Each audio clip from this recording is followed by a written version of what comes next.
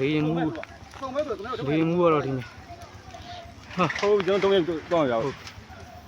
ဟုတ်ပြီလေရင်မှုဟုတ်တော့နေနေအောင်ကျွန်တော်တို့လုံချုံကြီးလိုက်ပြီနော်ဟုတ်ပြီ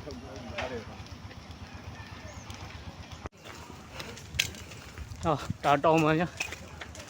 ငါပြင်တောင်းပါလေနေတော့မီးတော့ကုန်ပြီဟုတ်မယ်လင်းအပိုင်းစားလင်းပိုင်းစား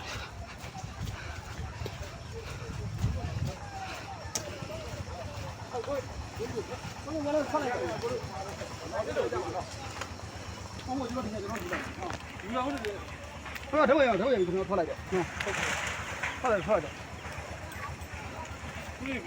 လင်းပိုင်းစားဟဲ့လေမင်းတို့ကနေရာယူထားတယ်ကွာဘာလို့လုံနေကြလဲ